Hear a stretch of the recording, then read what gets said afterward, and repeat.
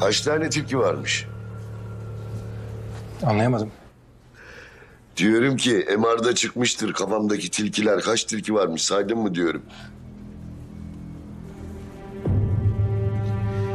Ya Metin Allah aşkına ya. Bu ne, bir ona bakıyorsun bir ekrana bakıyorsun. Ya şaka yapıyorum gül diye, Allah Allah.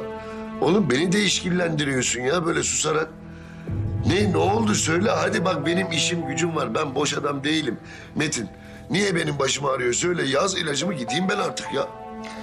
Akif Bey, siz neden daha önce gelmediniz?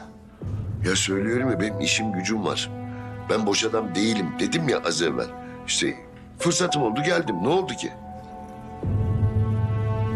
Sonuçlar pek iyi değil maalesef. Çok geç kalmışsınız.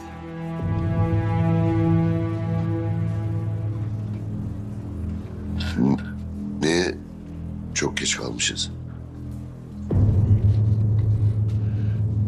Doktor söylesene bana, neye çok geç kalmışız biz?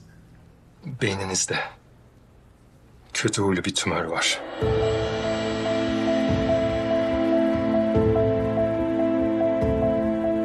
Nasıl ya? Ne tümörü, sen ne diyorsun doktor? Bakın burada. Oldukça büyük ve riskli bir yerde. Operasyon şansımız ne yazık ki yok. İlaçla büyümeyi geciktirebiliriz belki. Ama bu size sonuçta birkaç aylık bir zaman kazandırır sadece.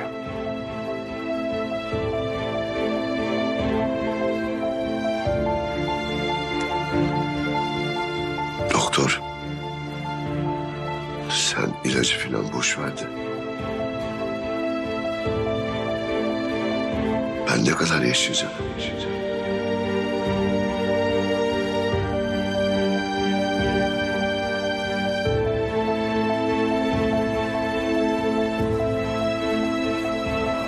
Akif Bey, üzülerek söylüyorum. En fazla 3-4 aylık ömrünüz var.